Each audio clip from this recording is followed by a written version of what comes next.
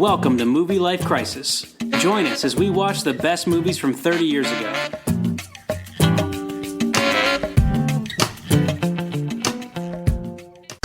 Happy Halloween, dudes.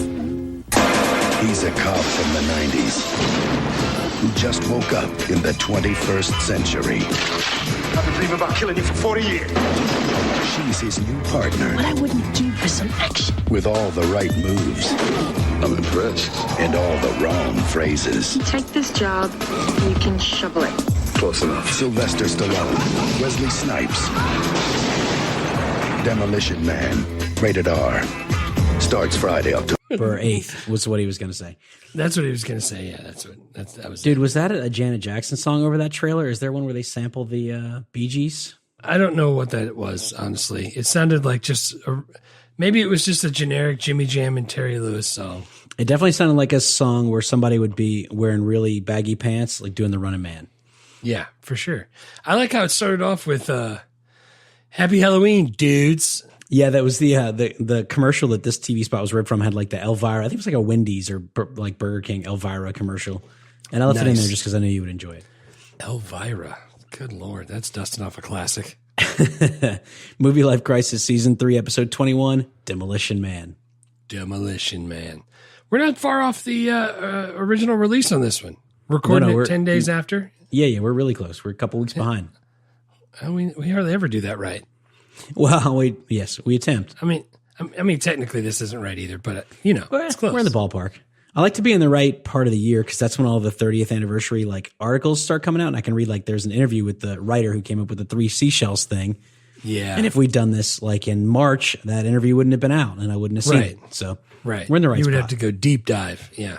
Yeah, I'd had to call him myself, which I don't want to do. Which you probably could have, though. I feel like I probably could have because the website I found the interview on was like the advertisements on the side of the website were like, you want to buy some shit from Hong Kong? And I was like, okay, I don't think I'm in a good website here. I think I'm in the wrong neighborhood. My cell phone's not working. Hey, do you want to start your own GeoCities website? What the what? You want to invest in Steven Seagal's cryptocurrency?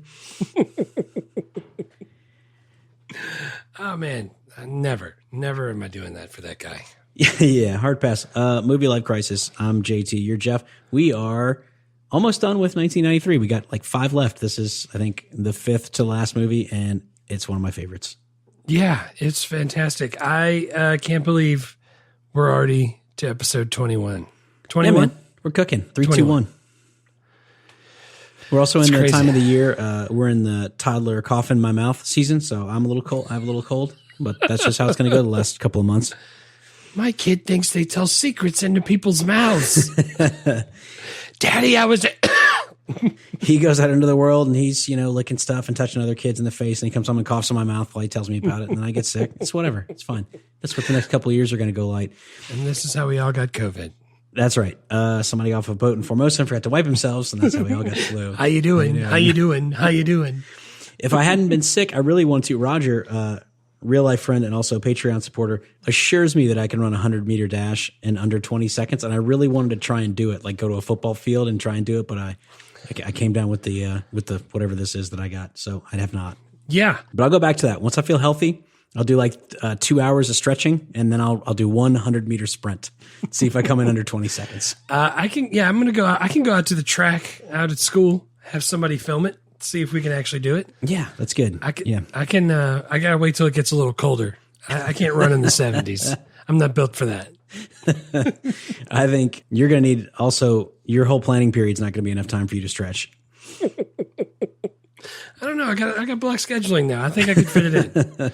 Yeah, I need. You should You should let your classes make wagers on how fast you'll run it in.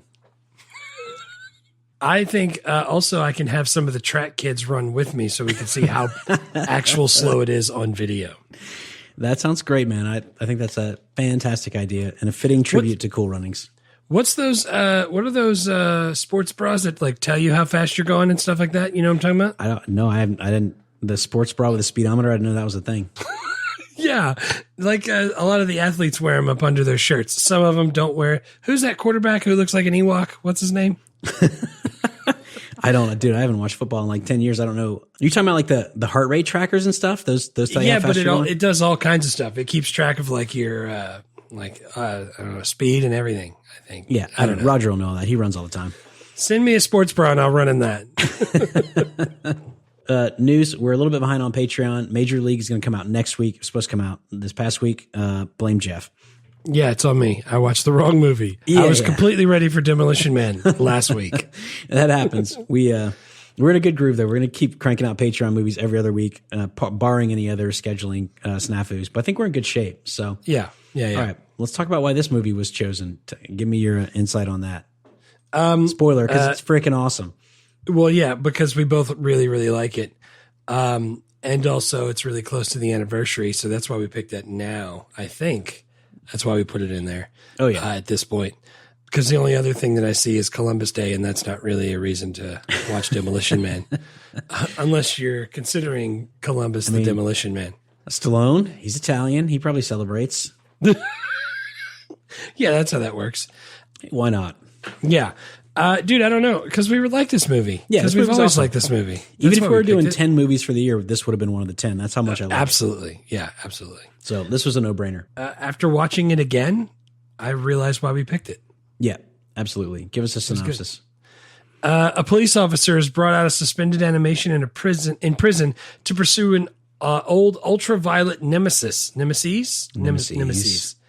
who is loose in a nonviolent future society. Yeah, this is dude. There's the tendrils from this movie that are still around now that people still talk about, like the restaurant wars, the Taco Bell, the three seashells.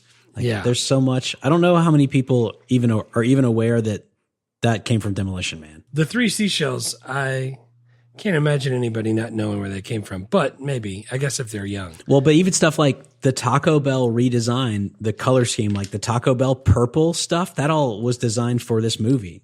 And Right. that's actually how Taco Bell, when they build them now, that's what the sign looks like. The version I had that I borrowed from the internet and watched on Plex, I think it was the international version because mine didn't have Pizza Hut. Yeah, mine didn't have Taco Bell. It had Pizza Hut. Yeah, if you had Pizza Hut, you had the international version. Mine had Taco Bell because I paid for it on Google, $3.99. I watched it on Tubi though. Yeah. Tubi? Is that what it's Yeah. called? Yeah. Yeah, and that was the international version also because I watched it again. I let it run today. Yeah, the international During my version, playing they spliced in Pizza Hut for Taco Bell, both audio and video, because apparently in the 90s, Taco Bell was not really well known in Europe, and Pizza Hut was owned by the same company. They negotiated Right. the like product placement, and so they were like, just make it Pizza Hut for Europe. It'll be fine. It was weird though when I first watched it because his mouth still says Taco Bell, but Yeah. the voice says Pizza Yeah, well, Hut. Stallone's not going in there to dub that. They're just going to he's like, I'll be in my trailer. You guys figure that out. Yeah, it sounded like him. It's like when they make the dirty words disappear on TBS. This movie, $59 million budget, $159 million gross. It's only number 18 on the year, but that's the calendar year, and it released in October. So the total earnings would have actually put it probably in the top 5 or 6 over like a 12-month period. But because it only had 3 months to earn in 1993, it actually just barely finished in the top 20. Yeah. Did you notice that the box office section of IMDb has it incorrect? No, I don't go to IMDb, so I did not see that. Oh, I pulled it up on IMDb and I was like, oh snap, 57 was the budget and it says 58 was the gross worldwide. Yeah, I usually Box Office Mojo or the numbers to look up the box office stuff, but I always go to worldwide gross for the year. Yeah. And it is 159.1 or something. But the box office on IMDb Pro says it only made $1 million. So that's not right. Well, they did say that the marketing budget for this, like the filming budget, the production budget, and the marketing budget brought it to about $100 million all in. So they only made $60 million. But any endeavor I'm involved in that only makes $60 million, I still feel pretty good about. Yeah, I feel like if you make any extra money, it's worth it. Yeah. Right? I mean, if it's yes, because the people who are paying to make movies want to see a return on their investment. But honestly, if I'm seeing movies, I don't care if they make money. It just, are they fun? Are they good? Like that's the important. Still question. cost me $8 or whatever. Yeah, it still Not cost me anymore. $8. No, now it costs me 18, and that's if I don't get snacks. But it's whatever. You're not going to get snacks. No, I'm going to get snacks. 'Cause I only go like twice a year, so I'm going to blow it out. I'm going to be making it rain hundreds up in there. You're going to have to. Yes. Awards. Did you find any awards? Sandra Bullock was nominated for a Golden Raspberry for the worst supporting actress in that category. That's BS. She was awesome. Agreed. MTV Movie Awards, Wesley Snipes was in the Best Villain category nominated. It didn't win any awards. It had Best Special Effects and Best Costumes and stuff like that in the Saturn Awards, but didn't win any. Just nominated. Nice. Sequels and spinoffs. They talked about Demolition Man 2 for a long time. In the 90s, Stallone kind of said, like, I don't think it's going to happen. But then he said in 2020 that it actually is in pre-production with Warner Brothers, and he does expect it to happen. So that's just a couple of years ago. So we'll see. Yeah. Well, the two things. One, they said that it's going to actually be a sequel, so it's going to take place after this. Yeah. In the late 90s, early 2000s, they talked about making a prequel where it was like early on Stallone just finding Simon. Becoming the Demolition Man and like initially encountering Simon Phoenix. That would have been awesome. Right. Yeah. Either one of those would have been good. My whole thing is how do you do that now that Stallone's 1,000 years old? The prequel will do it just like the Star Wars movie where they do like CGI, or like the Indiana Jones. You saw the Dial of Destiny where they made Indiana Jones make Harrison Ford look young again. Yeah, I think that technology is going to keep improving. Where like they can use the actual actor with actual motion capture, and it's not like we don't have a ton of footage of what Stallone looked like in the 90s that we can't just map onto that face. God, that's where we live in the future. Yeah, we really do. I need to get that technology from when I'm walking around so that I don't have to go to the gym. Just make it look like Stallone with my head. I think you just want a T-shirt that has abs painted on it. I think that would work. Yeah. I see people in those and I get fooled all the time. Like, that guy, oh, never mind, it's a T-shirt. Dude, not only did they have a movie, they had a novelization of it. They made some comic books. Dude, they had some video games and pinball games and stuff like that. The movie was actually out there. I know that's part of the marketing stuff, but still, there's a lot of stuff. Well, they also did the title Demolition Man came from the Sting song Demolition Man, and then they've used the movie title Demolition Man and stuff like Grand Theft Auto has a mission called Demolition Man. Right. 3 Seashells have appeared in like a bunch of like science fiction stuff. Yeah.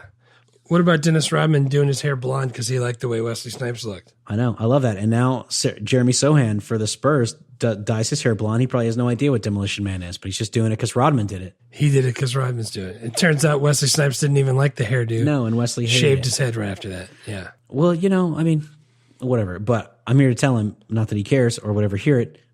It looked freaking awesome. I totally understand why. I like how it came to a point. Yeah, it came to a sharp point. That was badass. That's ice cold. Also, there's a lot of people that say like the development of the erotic games on the Oculus Rift is from the virtual sex scene in this movie. I don't think anyone was ever going to develop virtual reality and not have that idea, but sure, why not? Do you remember when and where you first saw this movie?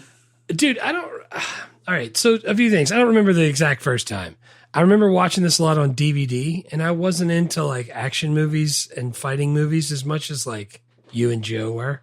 So I don't think I saw this in the theater. I'm like 99% sure I didn't. I don't even know if we recorded this, but this is one of those movies that ended up being kind of good. Once I saw it once, I was like, God, you come to it late and you're like, I should have seen this. This is awesome. Or like a Fifth Element. Yep. Like I love Fifth Element now. I didn't see it in the theater, and I wish I would have because it's good, but I didn't know that then, so I came to it late. This is one of those movies. I loved action movies in this era, and I feel like I tried to get my dad to take me to see a bunch of them in theaters, but I don't remember seeing this one in theaters. So I don't know if that means I was unsuccessful in convincing him. But he also liked action movies, so I'd be like, "Hey, Stallone's got this one. He's going to fight some people," and he'd be like, "All right, we'll go to that." But I don't remember this one, so I think we probably rented it like Blockbusters, new releases, 45 days later, or whatever the rule was. Yeah, way longer than 45. Yeah, well, but you could rent it before you could purchase it. Right. But it was still like 5 months instead of 6. I thought it was like 90 days, and then it was like 6 months before you could buy it, but like 90 days before you could rent it. There was a VHS exclusive rental window where you could go rent the movie. It wasn't in theaters, but you could not own it. I don't remember the exact dates, but I think we probably did that. Like, let's see, like right the moment you could. 74 to 76 days. Because this says 90 days before the release of physical home video. They have 90 days to be in the theater, and then 74 to 76 days before they sold it. Yeah, well, we'll get back to you on that. But there was a window, and I'm pretty sure we just rented it. But that's but I was on this early because this is exactly my type of stuff. I loved Sylvester Stallone and Arnold Schwarzenegger and Jean-Claude Van Damme and Steven Seagal and Jackie Chan and Bruce Lee and any other movie where people were fighting other people. I was all about that. Oh shit, I found it. 6 months, early 90s, 6 months when it was VHS, 80s and 90s, which was cut to 90 days because DVDs were easier to produce. Nice. So they could do 90 days. So you're right. Late 90s was 90 days. Sweet. That's the that's a pretty tight window. I mean, it's closer now, isn't it? Oh yeah, now it's way less, and now it's streaming, so you don't have to go to a Blockbuster to get it. You just turn on your TV and click on one of the many apps you pay for. Boy, do you pay for it? All right, so what'd you give this one? No sevens. No sevens. 1 to 10 chimney dogs. No sevens. I gave it a 9 out of 10. 9. That's a good dude. Yeah, I was hooked, man, from the moment when this thing started. This is one of the best action movies of my life. I think this is the first 11 minutes of this movie is like, it's just an absolute masterclass and like action and exposition and hooking an audience. It starts in the 90s, like the freaking Hollywood sign is on fire, and then Sylvester Stallone jumps out of a helicopter, like yelling Phoenix, like lands on a rooftop and starts shooting people and punching people, and then Wesley Snipes blows up the building, and then they both get arrested, and they both go into the cryo prison, and then it says like, wham, Demolition Man. I was like, holy shit, it just started. Like, this is so good. Yeah, I like when they hook you before the thing. Yeah, the cold it's open. Like a long intro. I was like, dude, that was absolutely like some stuff. It's like, that was good, but I don't know. Like, I'm like, they should absolutely teach this in classes about how to make awesome action movies. Like, that's how you open an action movie. That shit was amazing. And in that first, and throughout the movie, like a lot of times when we watch the movies, like something happens and I open up my notes app on my phone, I type a thing in there, and like 60 seconds of screen time passes while I'm typing that thing in, and I just get back into the movie. But this, every time I look down to type something, I have to pause and rewind because I kept missing stuff that I liked. So I was like, I just can't. I had to watch it one time through without taking any notes, and then go back a second time and then take notes, because every time I went to type something, I was like, oh wait, someone said something that I liked. Yeah. I like how in the beginning too, by the way, I gave it an 8.5. I'm totally with you on that. Nice. I think if you go into it knowing that the action is going to be like tongue in cheek kind of action, and the lines are going to be ridiculous like all the other action movies, you're going to love it. And that intro that you were just talking about, there was like 6, I think, lines I counted of the most ridiculous lines to say before you pull a trigger. You know what I'm saying? Like, please take your acquaintance, and like go after somebody. I had a bunch of quotes that I loved. I could easily have made a bunch of quotes that I hated because there was a million quips in this movie, but I just go, like we talked about. I like the quips though. I just go like, it's the 90s. Like, that's just going to happen. I know that's it's super corny now, movie. but like, that's what it is. Look at the Indispensables. No, what the hell's the name of it? No. The new Stallone movies. He just made the 4th one. Yeah. Undesirables. That's not right.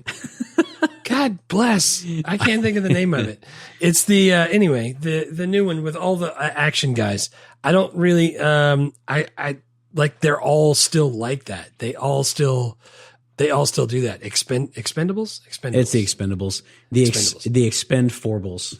Expendables. That's the new one. Too Fast, Too Furious. Dude, I like those quips, and they're all in those movies. That's like a Stallone thing. I freaking really like it. Yeah. And I like that the whole idea of the movie, the cautionary tale of don't let people that are opportunistic type leaders can take advantage if there's a huge tragedy like the earthquake, the big one in 2010 or whatever date they said. And they try to maintain power by changing stuff. Well, that's the thing, man. This movie, on top of being a fantastic action movie, I think this movie is really prophetic, kind of similar to how Idiocracy is, where I think about it all the time, where somebody else, like some news comes out and I go like, God, like Demolition Man, talk to us about this. Yeah, they tried to warn us. Like, freaking not as Denis much Leary. Dennis, not as much as The Simpsons or Idiocracy, right. But I like still like a couple times here, I'm like, it's just like in Demolition Man. Yeah. It's actually, dude, there's somebody I follow on Twitter that every time they pass some law and it feels like it's going to take away some of their freedoms, they say like, I just want the freedom to eat a cheeseburger and run naked through the street if I feel like it. And they say that every time and post a picture of friggin' Denis Leary having one of his rants. So like, dude, all of that together, all the action you're talking about, all of the social commentary, dude, I liked it. 8 out of 5, man. I had a friggin' blast. I watched this. I never watch them twice. And I watched it at the house and took notes and did my thing, 2 weeks ago when I wasn't supposed to. And then I put it on Tubi today during my off hour while I'm grading papers. It was just playing in the background. Dude, it's still good. This thing moves, man. It was kind of nonstop for me. I'm not gonna lie. Maybe the last third starts to drag a little bit, but the first 2/3 is absolutely like every 2 minutes something awesome is happening. Yeah, and the last third, but they finish it off with that finale, that last fight. That was a good fight for an action movie. That was incredible. In the 90s. Well, sweet, dude. Let's talk about best 3 scenes. My first one is the 187 murder, death, kill. Murder, death, kill. Murder, when they death, kill. They defrost Simon Phoenix, Wesley Snipes in the cryo prison, and then he's got his parole hearing, and he somehow knows the password for the cuffs, and so he gets out of them and he just starts killing people. Yeah. And in 2032, there's no violence. It's like nobody ever touches each other. Yeah, it's like a utopian society. Really, it's kind of horrifying, but it's shown as a utopia. And so the cops get these like 187 cryo prison. Everyone's like all the cops like 187. What is that? They have to look it up. And it's like, oh, it's a murder, death, kill. It's like, we haven't had one of those in 19 years. Nobody listens to Snoop Dogg anymore, man. Well, he tells you what a 187. Snoop is not healthy and thus illegal. Yeah. In 2032, according to the Cocteau Plan. You know they can't listen to Snoop Dogg in that future. That's so sad.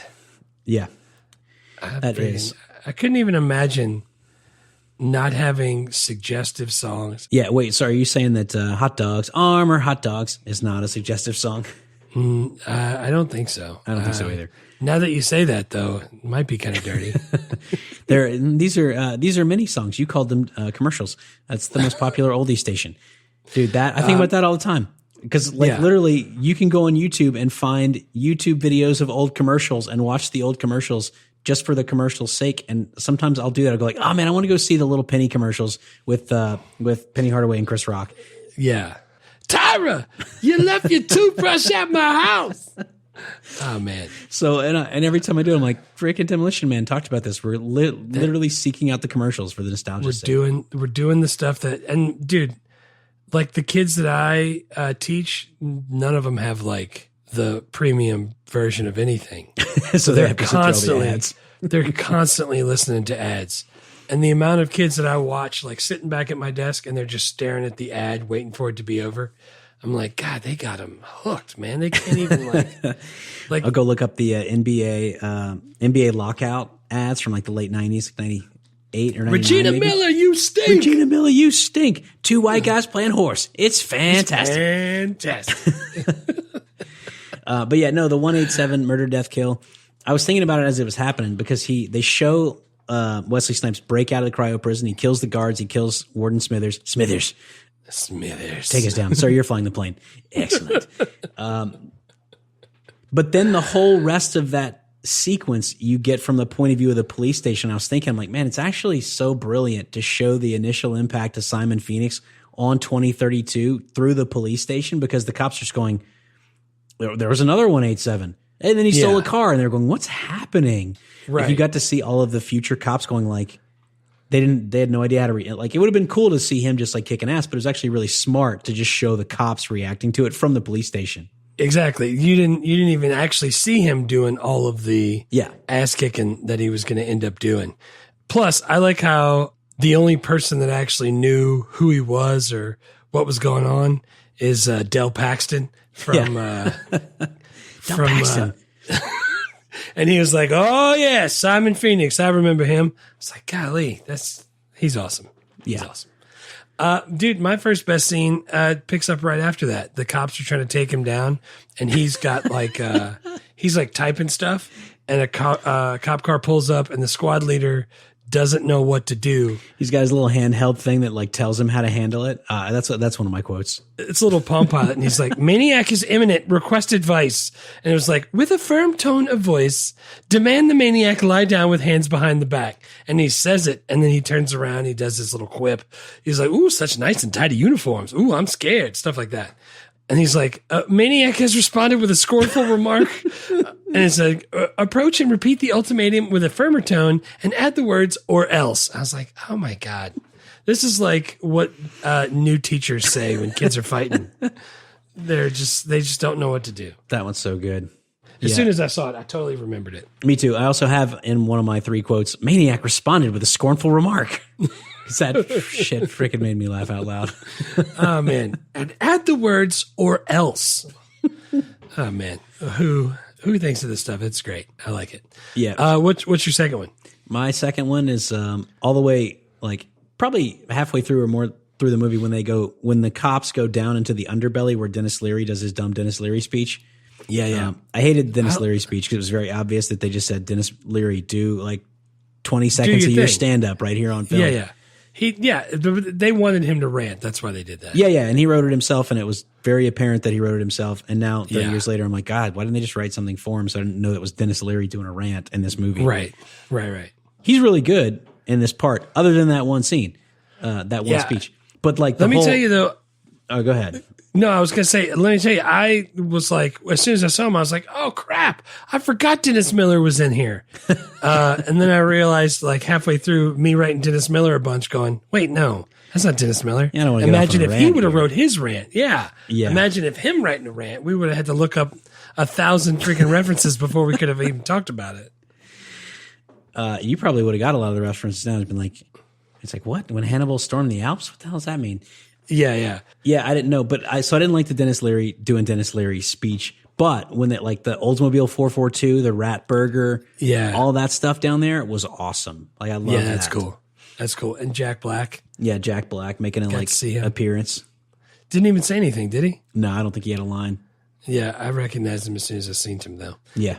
Yeah, dude, I like that part. And the fact that you show like the disparity of how dirty and gross it is to the clay. That's why like showing the building blowing up in Kentucky or wherever it was in the very beginning. Yeah. It was in California, but like actually filmed in Kentucky.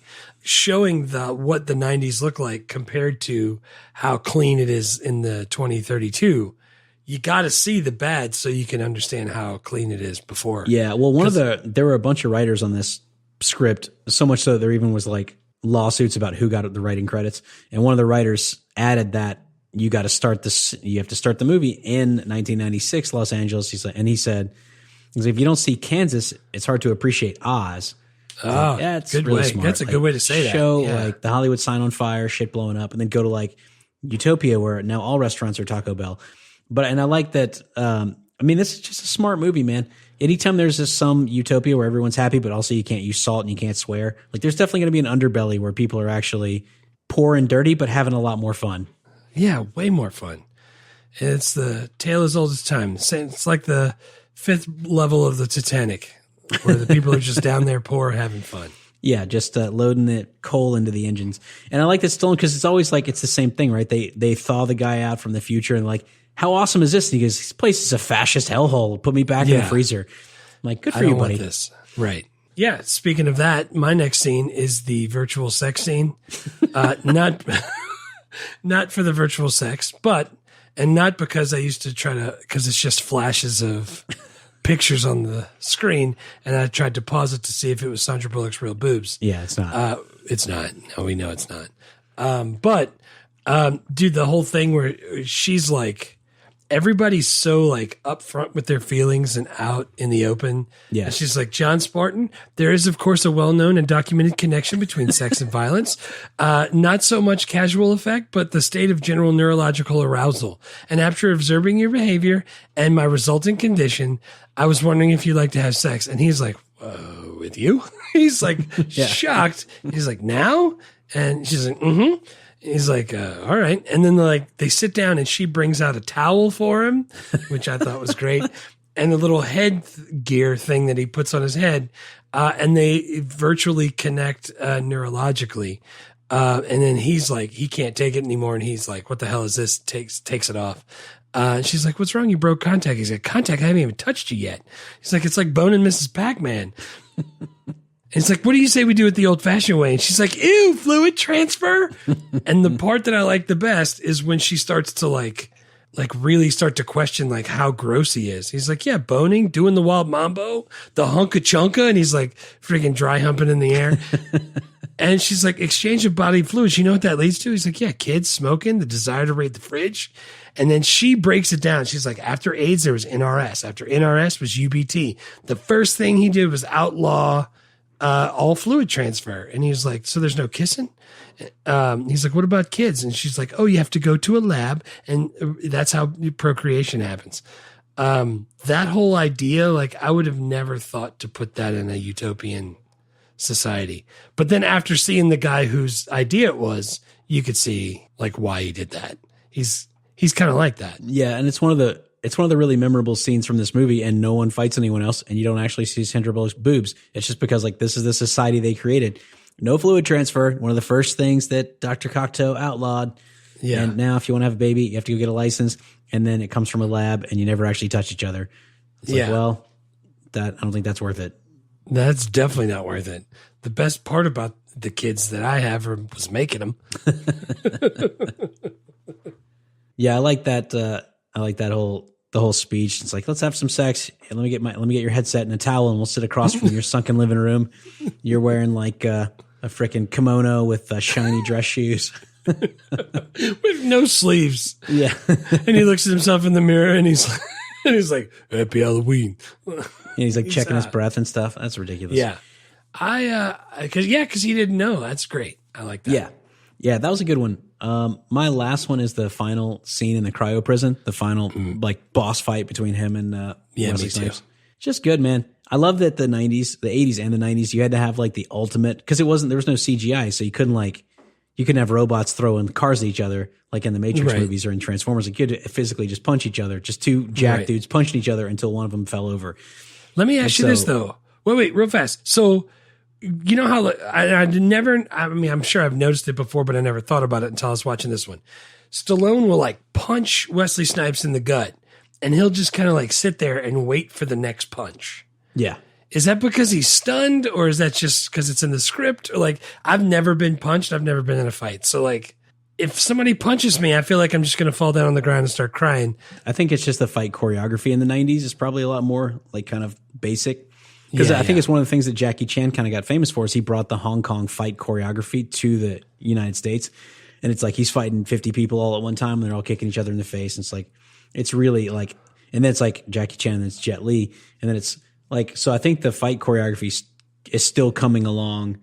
If you watch some freaking silent vaudeville movies, like the fight scenes, it's like someone punches someone else and that person falls over and the fight's over. Right. So I think we're still seeing the evolution of fight choreography. But yeah, I don't think that's what real fight. Dude, real fights is like, if you look them up on the internet, it's like one person punches the other person and the other person falls down dead sometimes. Like that's, you can't just punch people with your fists for like 5 minutes. That's not how that works. Yeah. But I mean, if you're Stallone, maybe you can take a punch. I don't know. I guess so. Well, dude, Stallone got hospitalized in Rocky 3 because he asked Dolph Lundgren to really punch him. So kind of, I guess. That sounds horrible. Yeah, that's what I'm saying. That's what you get. Horrible. You should have thought that through. Dolph Lundgren's 6'5". That's what you get. What about the very last thing? And he's like, is it golden here or is it just me? Like, you like those kind of quips? No, man, I hate the quips. I have it from the scene. Like, I hate the quips. There's so many of them. And I think they were doing like... that's what I liked about it, I think. They're doing like old style one-liner comedians were doing, where it's like, if I just throw a million of them out, maybe a couple of them hit. One of them will make it funny. Yeah. It's like... Yeah. And I just don't like that style of comedy where it's like, I'm just going to keep saying quips until you like one of them. I don't like that. Yeah. But I also just go like, it's 93, whatever. That's just part of it. I don't care. Yeah, but then they went kicking ass after that and using awesome weapons. So that was... Like, they still... got the point across that it was awesome. They didn't. Well, they're doing it all throughout the fight. It's just that's part of the fight. But I liked how there's like the 80s and 90s arms race for action sequences where it's just two guys punching each other because that can only go so many ways. And this one, it's like, oh, the freaking claw game hook that picks up the ice cubes picks up Sylvester Stallone and he's stuck in it for a while, and then he freezes Wesley Snipes and he kicks his head off, like he talked about early in the movie. Dude, that was awesome. By the way, yeah, that totally. Good. Or it's like Die Hard, he hangs the guy on the meat hook. Like there's always like, we got to do something new. They're going to fight, but we have to do something no one's ever seen before. Yeah, something different. What about him jumping through the frozen bars as he's jumping out? Yeah. Like the jail bars that were like up, that got frozen by the thing, and he like just jumped through them. Yeah, dude, it was awesome. He took the one little ball and the little wand, he smashed it on the floor. Freaking Wesley Snipes got frozen solid. The whole place got frozen solid. He ran out. And then somehow, even though the whole cryo prison was frozen solid, it also exploded. And he ran away from the explosion. So yeah, it was great. It's full of fuel. Full of fuel. frozen solid fuel, and then all exploded. Who cares? It's great. Oh, yeah. Dude, I freaking loved it. Yeah. Oh, dude, me too. Is that your third scene? That was my third scene also, yeah. I do want to, this is going back to, this wasn't one of my scenes, but the very beginning of the movie, the like cold open where they're fighting in 1996. Yeah. I don't understand why, well, first of all, there were like 55-gallon drums that had C4 painted on them. That's not how you store C4. It's not liquid. It doesn't come in drums. Yeah, obviously, on rush hour, you hold it in the back of a trunk of a car. Well, look, you get blown up. Everybody tripping. Man, I've been looking all over Clyde, for where'd this, you get man. This? You don't even know how happy you made it. But I don't understand why John Spartan went to the cryo prison because Simon Phoenix blew up a building that had hostages in it. I'm all for holding the cops responsible for their actions on the job, but I don't see how that one was his fault. I was confused by that. He was supposed to wait. They told him not to go in, and he went in anyway. And now all those hostages died because he had to be the guy that goes after Simon Phoenix. Right, but I don't think not waiting is a felony. Like Simon Phoenix blew up the building and took the hostages and blew them up, and he just happened to be standing there. And it's like, you got to go to prison too for like 70 years. It's like, what? That sucks. Yeah, and he was in there for however many years, 30 something. Yeah, he was in there for a long time, learning how to knit. Didn't he have he had a wife who died in the big one? The big one of 2010. What happened to his daughter? She was alive. She was alive. Cool. There was a deleted scene where he met her in the future. Oh, damn! I didn't see that. Yeah. There was somebody online that says, I was on Reddit that I was reading about it, and they're like, wait, so Sandra Bullock's his daughter? And I was like, what? They had virtual sex? I don't think that would be a thing that you would want to do with your daughter. Well, I think that was one of the problems when I think they did some re-editing or some reshooting because some of the early test audiences thought that Sandra Bullock was his daughter. I mean, she could have been. Crap. He was 47. He was 29. Yeah. He was 47. She was 29. She was 40. Yeah. But yeah, so they had to like do some tweaking to the movie to make sure it's real clear that they're actually not related because it's like, he's got a daughter in the future. And she's like, I'll help you find her and I can look it up. The future's freaking dirty, man. Freaking hooking up with your daughter virtually. That ain't no good. Pass. All right. So what's your first scene? Your first quote. My first quote was, dude, there's so many good lines in this movie. So many. The first one is Sandra Bullock comes back. This before everyone's unfrozen. She's like complaining in the car about how nothing happens. And she's bored of being a cop in the future because there's nothing fun. And the chief is like gives her he's like, I listened in your call to cryo prison. He's like very disappointed in you and like kind of like rips her a little bit. And she just goes, thank you for the attitude readjustment. Info assimilated. And she walks away. I was like, God, I love the way everyone talks. The dialogue in this movie in the future is so good. I don't want to get to that point. I don't like enhance your calm. Have a joy day. Be well, John Spartan. I don't like that. I don't want to have to talk like that, but I did like it. Maniac responded with a scornful remark. Add or else, dude. So my first quote is when he first gets unfrozen. He comes to the thing. To the police department, and he's got to go to the bathroom, and they're out of toilet paper. It's the 3 seashells, and the way Sandra Bullock says, Garcia's like, "Did you say toilet paper?" And then she's like, "They used handfuls of wadded paper back in the 20th." Man, I know that I don't use as much toilet paper anymore. I still use toilet paper though. I don't know how to use the seashells. I think that's the shtick. And I read the story about how like the guy writing it called a buddy and said like, what could I put in the bathroom that would be futuristic? And he's like, I got a bag of seashells on the back of the toilet for decoration. He's like, all right, cool. I'll make something out of that. So I read about that. And then I read that Stallone said like, yeah, you use the first 2 like chopsticks to clamp together and then pull the waste out of the body. And then you use the third one to scrape it out. And I was like, oh God, that sounds horrible. I don't know how to use the 3 seashells. I've tried. I even asked my students today, like what they think it would be, how they would do it. Nobody had any good answers. All of it was gross. I don't think there is a good answer. I think it's just supposed to be something that you think about. Right. If it was 2 seashells, you could come up with a use for just 2 of them. But just the fact that it's 3 is like, well, shit, why is there a third? I don't understand. Well, in case you drop one, how do you use 2 seashells? Well, 2 seashells, I would just say like you use 1 to clean initially to scoop away, and then 1 to come back and wipe because they're not like it's not actual seashells from the ocean. Right. I'm sure it's like some kind of futuristic, like Japanese toilet shit where you push the seashell shaped button and you get like a nice soothing warm spray. Oh, that'd be great. Yeah, but I'm saying like I think I think the intention was you're just supposed to spend 30 years going like, what were the 3 seashells? Which is exactly what has happened. Oh, that's gross. So what was the actual quote that you liked there? The quote was when she said they used handfuls of wadded paper back in the 20th. I like that they call it the 20th century because I feel like that's what the kids you teach think of it as. Like, oh yeah, back in the 20th century. It's like, bitch, that's when we were alive. It wasn't that long ago. Yeah, dude, they said something about Britney Spears. They were like, oh my God, yeah, she was from the 1900s. I was like, what did you just say? She's like, it was like friggin', I don't know, Hit Me Baby One More Time or something, whatever her first song was. Yeah, and they're Hit Me like, Baby. oh yeah, that song's from the 1900s. I was like, don't you ever say it. 1999. Jesus, give us a break. Yeah, that was the 1900s though. It definitely was it was the late 1900s. Technically correct. Yeah, my second quote was the one you already said. This maniac responded with a scornful remark. Just because that made me laugh every time I heard it. It made me laugh. Oh man, I really like this little Palm Pilot. That's a genius idea. I hope we get that for all the jobs. Yes. What's your next quote? My next one is when they're in the car and it's Stallone and Lena Huxley. Lena Huxley. Lenina, that's it. And she's like, yeah, I've in fact perused some newsreels from the Schwarzenegger library. And that time you took the car, and he was like, hold up, the Schwarzenegger library? Dude, the whole thing with they go back and forth in each other's movies. Like we did, where he was Terminator. What was that? Oh, that was Last Action Hero. Yeah, where he put Stallone, where Stallone as was the Terminator. Yeah. And then because they had a big feud like in the 80s, but clearly by this point they're kind of like are friendly with each other, and they're putting each other in the other movies. And these movies both come out in 1993, which is kind of amazing.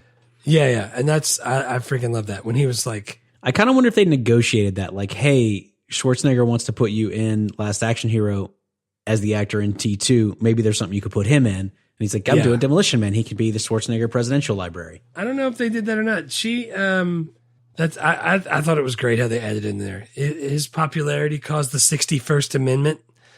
Just dude, they just went through all the way through.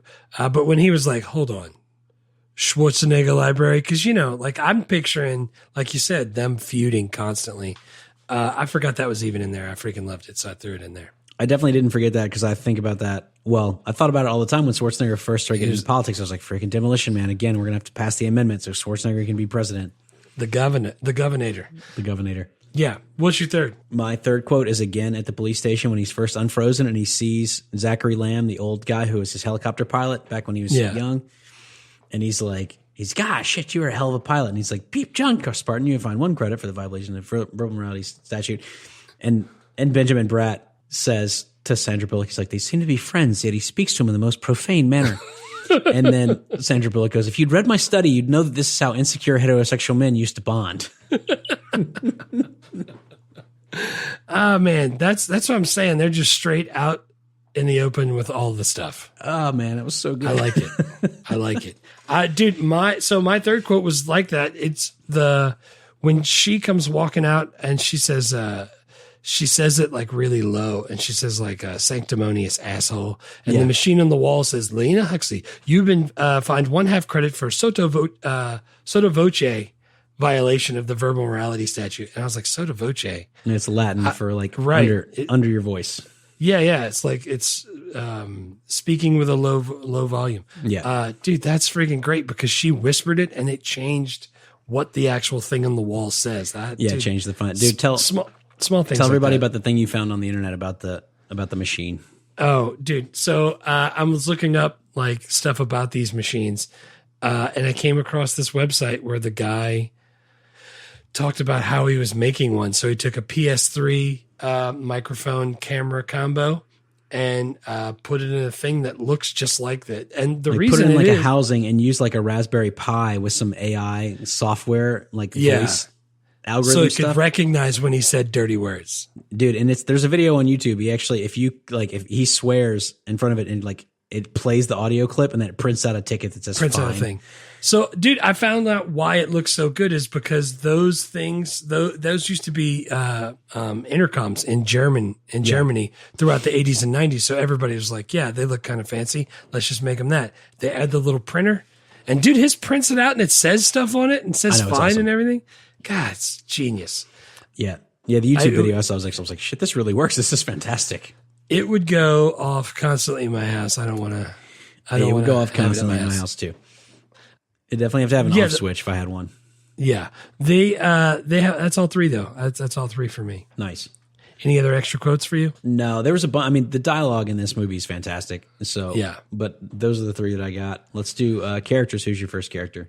First character is Wesley Snipes, Simon Phoenix. Yep, dude, he looks really cool. Yeah, dude, he looks super cool. When he gets even further down, like not when he's wearing like the early NSYNC outfit where it's like a orange mesh t-shirt with his nipples poking out and a pair of overalls. I'm talking about when he gets to the point where he's like big friggin' shoulder pads made of tire treads. And yeah, like that Wesley Snipes looks freaking sweet. I wrote that down, man. Even though like he looked like the badass Mario Brothers, like he's wearing overalls with like a red mesh shirt underneath it and like boots and had the blonde hair. And I was like, dude, if I was super jacked like Wesley Snipes, I feel like I would dress like that. I would know I would feel like an idiot, but he looks so cool. Dude, at a certain point, I'm pretty sure you can just dress however you want if you're kind of cool like that. Yeah. He definitely pulled it. And again, agreed. Later on, when he was wearing the freaking armor made out of old tires, it's like, he looks badass in that too. Dude, awesome. He looks so cool. Those treads on the shoulders look like old three-wheeler wheels. You know what I'm talking about? Yeah. Looks awesome. By the way, did you know that he was because he's like a real-life black belt, he was kicking and punching so fast that it was blurring on camera. So they were like, you got to slow down, like, the camera can't keep up with your hands and it doesn't look as good if it's blurry. So you got to slow down. So that's why it kind of looks kind of awkward sometimes because he literally had to slow down for the camera. That's freaking badass. I was trying to find out. Super fast. Yeah. You can tell he like actually knows karate, which is, I think, cool. They had to try really hard to get him to do this movie. They offered it to him once and he didn't. Like a couple people they offered it to, like Jackie Chan, they offered it and he didn't want to be the villain. Wesley Snipes at first turned it down. And then eventually, like the director and the writer went and met with him and like trying to explain, like, here's what we're thinking. Like, it's going to be awesome. You can see all kind of cool shit. You're going to get to fight Stallone. Like, you guys will be pretty evenly matched. And he eventually like took it, but they had to like work on him to get it done. That's crazy. What about the part where he speaks Spanish too, and how nobody knew he could speak Spanish? Yeah. So they were doing rehearsals, and he just started rehearsing his saying his lines in Spanish. And that's why, like, the guy, like, apparently when they were filming, he didn't know that he was going to say that. That's why it was like a genuine, what the hell? That's freaking sweet. Like, and they just left it in there because everybody liked it. Yeah, dude, that's killer. The costume designer's name is Bob Ringwood. He also created the Batman suit for Tim Burton Batman. Ooh, yeah, that's a good Batman. He is a pretty badass costume designer, especially if you're doing an action movie in the 90s. Yeah, that's one of my favorite Batman costumes too. Yeah, absolutely. It's classic. And everyone since then has kind of ripped it off a little bit because before then Batman was like gray shirt with the blue tights and the blue, and this was like all black with the yellow. Yeah, and it looked good too. The yellow belt really stands out. Yeah, no, Wesley Snipes is one of my characters too. I almost didn't put him in there because like I felt like he was way over the top at parts of this. And I hated the quips. God, that's. But I also think that like, I don't think it should have been his job to not be over the top. Like over the top is what you want from him. Like the director or the editor should have been like, let's not use all the over the top takes because what you want from Wesley is like, dude, crank it up as loud as you can, and then we'll fix it later. Right. But I couldn't keep him out because honestly, man, I think it's such a milestone performance for Wesley Snipes. And anytime I think of this movie, I always think of him. Yeah, that's like because he looks the coolest. It's so memorable. He looks super cool, and he's super cool, and he's great in like 80% of it, and he's badass. It's just some quips and there, but dude, there were some times where it's like I got a little bit of like Jack Nicholson Joker, or like Tommy Lee Jones and Under Siege vibes, where it's like he was just like kind of frenetic, like cackling like a maniac. It's like you're a little too much right there, but not that much, and it's overall such a killer performance. How much of that though is like direction, where the guys? Well, that's what I'm saying. Like, I don't think that's his job to fix that. I think that's somebody else's job. Like, he's playing a psychopath. He clearly was told to like crank it up. And the director said, like, I think probably trying to be nice about it. He's like, Wesley doesn't really like to rehearse. It's not really part of his process. He just likes to get in there and improvise. He's like, I think that's kind of his way of going, like, what you get is what you get, because he doesn't really want to rehearse. You get what you get and you don't throw a fit. Yeah, and to me, it's like, hey, if it works, man, Wesley Snipes, clearly that works. Freaking go for it. Do your thing. Yeah. If Stallone is cool with it too, especially, it's like, well, this is how we're doing this movie. You better figure it out. Yeah, you better turn it up to 11 or you're going to be left behind. Yeah, well, and the director, Marco Brambilla, this is his first feature film. He was doing like music videos before this, so probably I'm guessing that stuff really is more on the director than is on Wesley Snipes. So I got him in there too, but he was my third because I struggled a little bit. Yeah. So if he's your third, who's your next one, or who's your first one? The first one on my list is Sandra Bullock. See, I put her second. I liked her. She this is her first leading role. She had like one minor part before this, but she does this movie. This is a big movie, and then she does Speed in 1994 next year. And at that point, after these two back to back, that's her like first two movies, and she's a star. Yeah. But man, she's so good. She kills it in both of these. I know. That's what I'm saying. She's so good in this movie. Like, she's really like earnest and energetic, and she's like a perfect foil for Sylvester Stallone. Like, his guy's like John Spartan. He's like misanthropic, sarcastic, frozen man thing that he's doing. Like, she's so good, like playing against that. Yeah. She I'm glad you said Speed too, because they're Speed also. Yeah. Because the Imperial Highway that they filmed part of this on, that wasn't open to the public, was still not open to the public when they filmed Speed, and they filmed that there too. Nice. So they're both on that same thing. Also, did you see that Lori Petty was supposed to be? Lori Petty was this Lenina Huxley. That was her role for like 2 days. Then she basically got fired, and they said personality differences. And then she basically said like she didn't get along with her, and Stallone did not get along. Which I can definitely see, because Stallone, we know, is kind of a dick, and Lori Petty is also kind of a dick. So I can see they didn't get along. Yeah, both of them. And Sandra Bullock seems like everyone likes her. So yeah, who doesn't like Sandra Bullock? There's people that don't like her. That's what I'm saying. Like, she's Sandra or Sandra? I don't know. Next time we have her on that podcast, we'll ask. Nice. I did take note that she's 29 and Stallone is 47. So. That's a problem that movies have been having for a long time. 20-year age gaps with the romantic leads. The love interests, yeah. And also, Lenina Huxley is a reference to Aldous Huxley, who wrote the novel Brave New World, which is kind of about a like futuristic kind of utopia, but also kind of terrifying situation. Same idea. Yeah, I put Sandra Bullock as my second, so good call. Because I'm talking about Lenina Huxley, the names in this movie, the character names, are freaking incredible. Like Warden Smithers, Lenina Huxley, Simon Phoenix, John Spartan, Zachary Lamb, Edgar Friendly, Dr. Cocteau. I don't know how you come up with names other than just click a name generator. I'm not good at coming up with names like that. I'm terrible at that. And the answer for me is I ask ChatGPT. Anytime I have to name something in like a role playing game or something like that, I just get ChatGPT to do it. But I don't. In 1993, I have no idea. But that's like. Those are amazing names. Every one of them is like really spot on, perfect, really memorable. I especially like the very last person that I chose for my third. All right, who's your third? Associate Bob. As I knew you were going to pick Associate Bob. Dude, do you not like that guy? No, I do. Glenn like Shaddix, friggin' from Beetlejuice. Like he's Otho from Beetlejuice. Like he was in the other movie I saw not that long ago, the Heathers. Dude, I freaking love that guy. And I was reading about how, like, in the novelization, they reveal that he's actually a eunuch, and that Dr. Cocteau had him castrated to prevent him from becoming too ambitious. Nice. But they kind of left that part out of the movie. Because, you know, like if you realize that guy would do all that kind of stuff, you would realize he's the bad guy right away. But dude, I freaking love that guy. I love the way he acts. I love his delivery. I love how he's like, always like standing straight up, hands like clasped by his chest. Like, I just love that dude.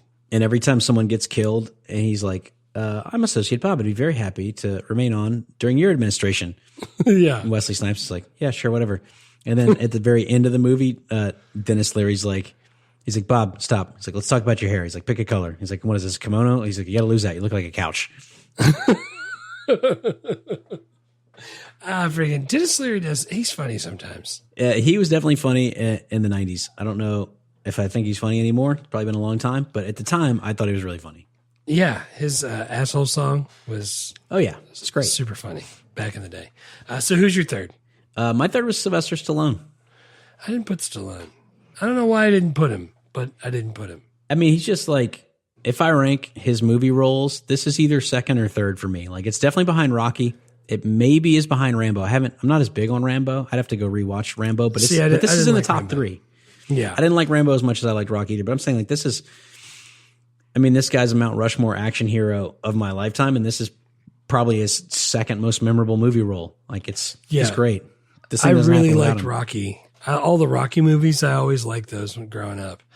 But I don't even know, like, other than this, Judge Dredd and Rocky, I don't remember watching an Oscar. Yeah. Oscar. That's the funny thing is if you look through Stallone's filmography, it's like, man, there are fewer movies there than you would think. Yeah, I don't know, man. If you don't like Rambo or Rocky, you're stuck with some not as good Stallone movies. Yeah, I think if you take away the Rocky, 9 Rocky movies, if you delete those from Stallone's career, it looks very different because those are like Oscar winners, made hundreds of millions of dollars. Right. Critical success, commercial success. Yeah. But he's just, I don't know. It's hard for me to think, like, they offered this movie to Jean-Claude Van Damme. I would have watched it if it had been Van Damme and Wesley Snipes, but I don't think it would have been nearly as good. It wouldn't have. They also offered it to your friend. What's his name? Seagal. Yeah. He turned it down. Yeah, so that's something like there are other people that would have made this movie, but I just think there's something about Stallone that I thought it really makes it work. Yeah, I don't have a problem with Stallone. He just didn't make my top 3. He didn't beat Associate Bob. Yeah, for sure. And I also had a little bonus shout out for Benjamin Bratt because he didn't have that much to do, but I liked what he was doing. He did good in this. And then him and Sandra Bullock are gonna like work together again on Miss Congeniality in 2000. Yeah, which is a movie that I just found out is directed by Lawrence, and his kids have a band that my kids are obsessed with right now. Lawrence Kasdan? No, Lawrence is his last name.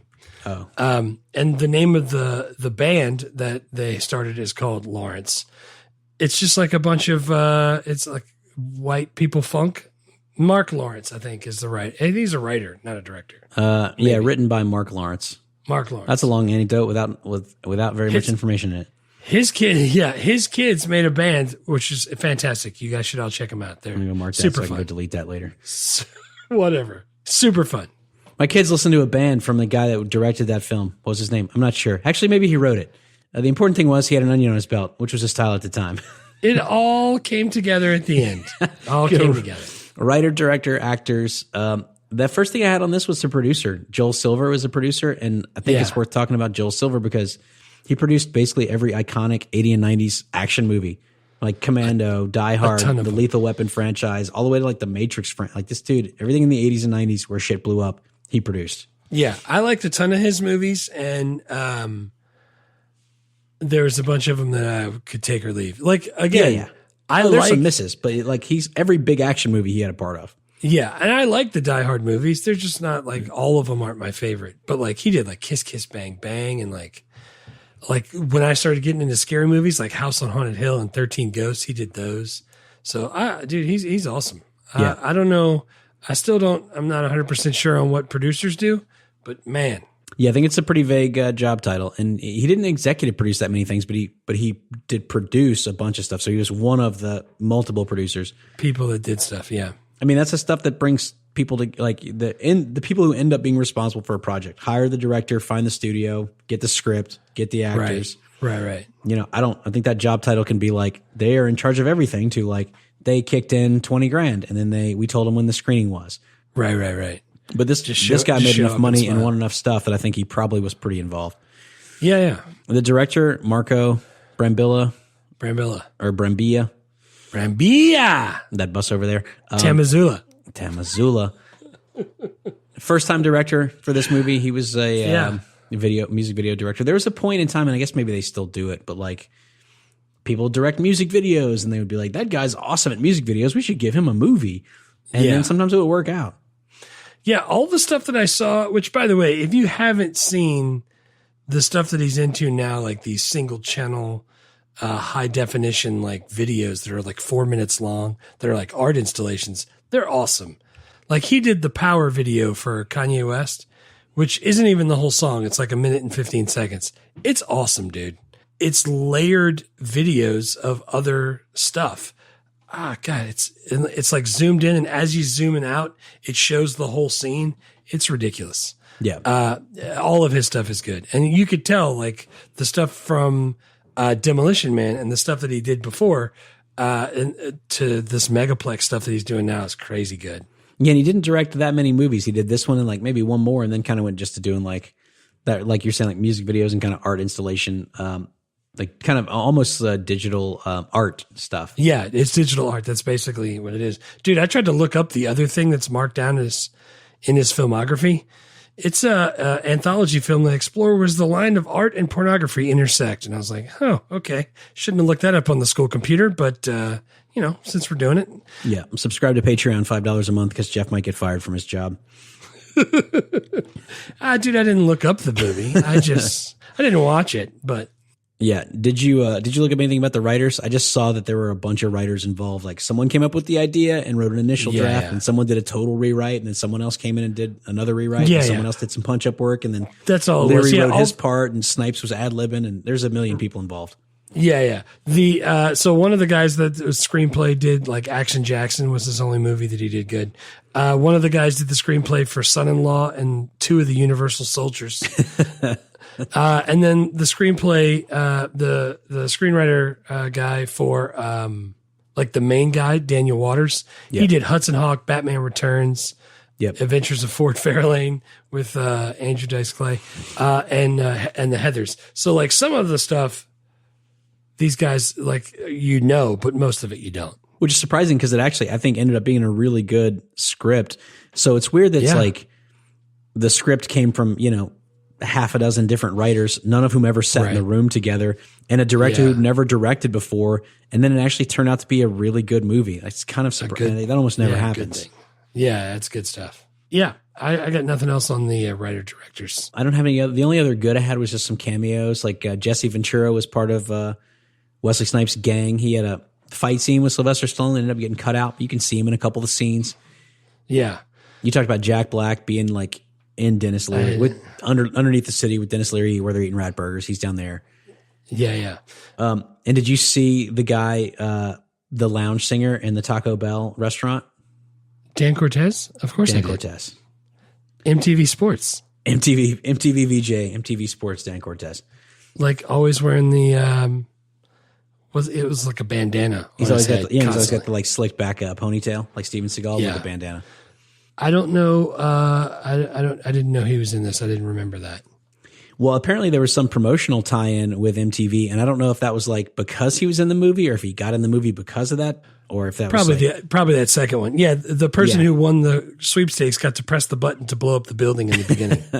That's pretty awesome. That is awesome.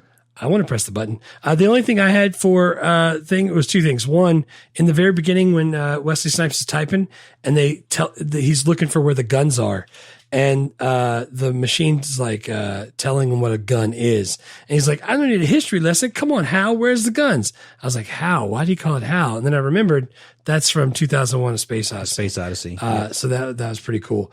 And then the other thing, the director said the most expensive part about making a science fiction movie is the vehicles, like spaceships and or cars. Yeah. And General Motors provided 18 concept vehicles. That's they gave them these like fiberglass ultralight cars. They just donated them so they could just use them in the movie, which is pretty awesome. That's awesome. So it saved a bunch of money right there.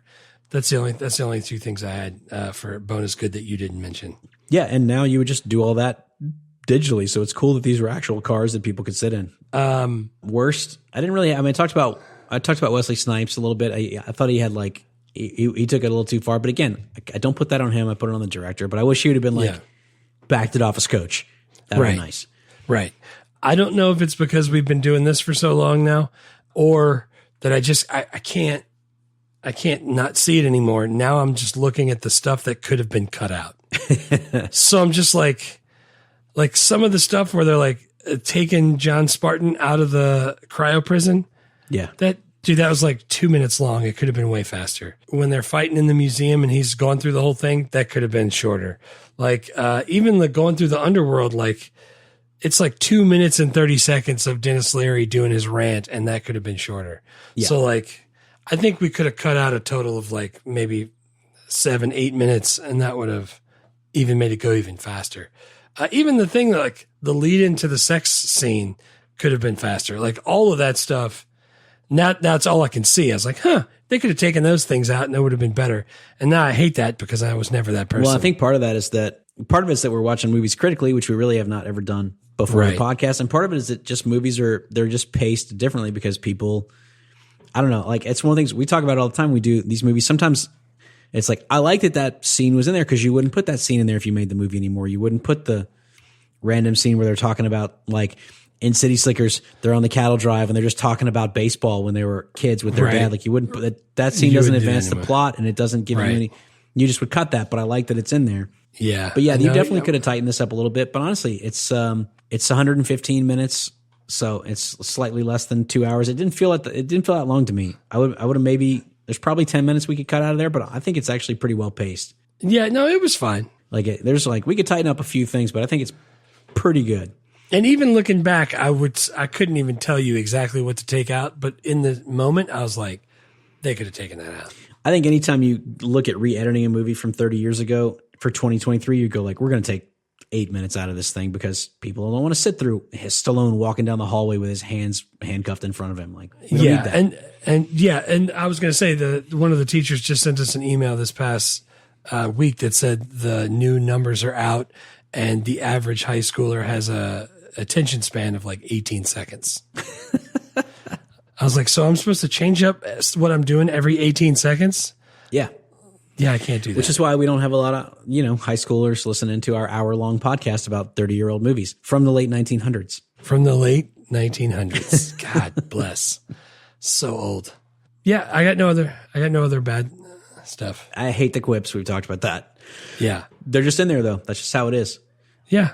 You got to do it. And then for political incorrectness, the only thing I had was like at one point in the museum, Wesley Snipes just randomly, for no reason at all, made some like derogatory Asian sounds with his mouth. Yeah. I was like, what did he do that for? Yeah. He saw some Asian people walk past and then went like, ching, chong, ching. And I was like, what the hell was that? I was like, that was weird. That was a strange choice that did nothing to help this movie and was offensive. but that was really all I saw. Yeah. I didn't see any other stuff either. Yeah. 5 questions. Is it okay for kids? Dude, I say 11 plus because Jake he liked the quips, but he's 11.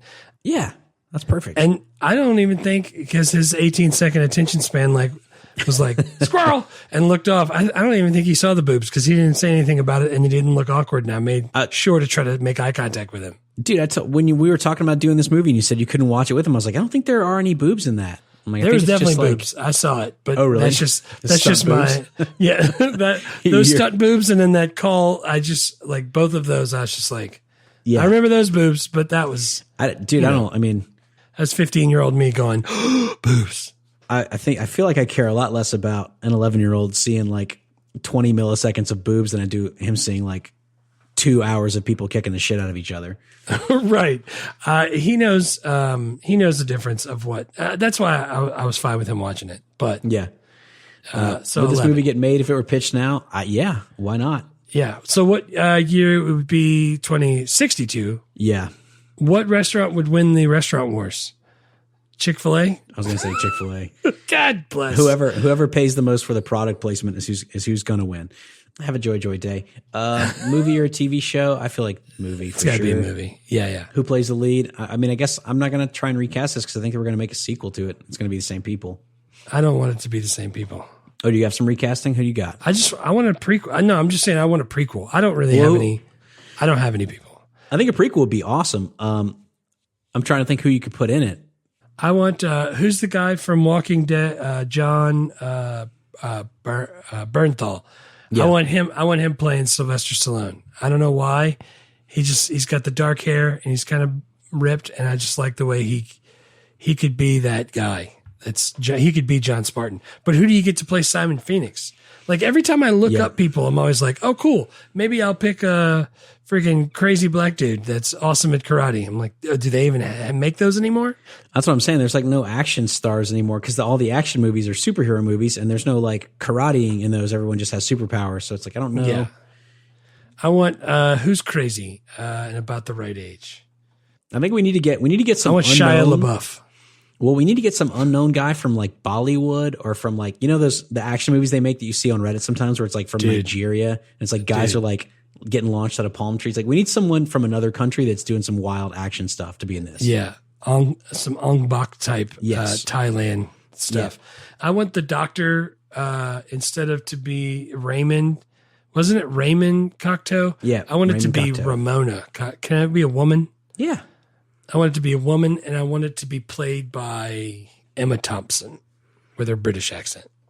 Yeah, she could totally be. I feel like I could see her being evil. Yeah, she could be cold and evil, I think. Yeah. I like that. I feel like Sandra Bullock, that'd be an easier part to recast. She's probably, Selena Gomez is maybe a little bit older than Sandra Bullock was in this movie, but I think she'd be really good in that role. I want... Because she's kind of cranky, so you could update a little bit. It's like she's not so bubbly, she's a little crankier. Yeah, because people nowadays are more cranky. Yeah, totally. I think if I'm going to recast her, I always try to go with a person that's... Who's the chick from Nope? Palmer. Kiki Palmer. Yeah. Oh, yeah, she'd be awesome. Palmer. I want her in there. Did anybody write those down? I should have wrote those down. It's all recorded. We can go back to it. Nice. Can you still watch and enjoy this in 2023? Yeah, dude, man. absolutely. It's fantastic. I had a blast. It's super fun. The bummer is it's not on Disney Plus. It's not on Max. It's not on Netflix. You have to go and like rent it somewhere. That's the or watch it on Tubi. And dude, it was like every 15 minutes there was an ad for my psoriasis. That's my psoriasis that I apparently have. Are you an American between the ages of 0 and 129? If so, you have been wronged. Yeah. Yeah, so you can rent it for like $3 like I did on Google, or you can watch it on Tubi with commercials like Jeff did. Yeah. Do the thing. Our next movie is Dave. We'll do Major League on Patreon. That'll be coming out a week after this. 2 weeks from now, I'll be back with Dave, Kevin Kline, Sigourney Weaver. God. Dude, I love Dave. I also like Dave and Sigourney Weaver. Oh, great. No, that's never not going to be her name. Smithers, take us down. You're flying the plane, sir. Excellent. Yeah, dude, it's good stuff. Tell all your friends. You join Patreon, listen to some stuff, or keep doing it here for free. Yeah, support the arts or keep coming here for free. Thanks for listening, and bye con Dios. Be well. John Spartan. Thanks for listening to Movie Life Crisis. Please subscribe, rate, and review, and remember, don't drive angry.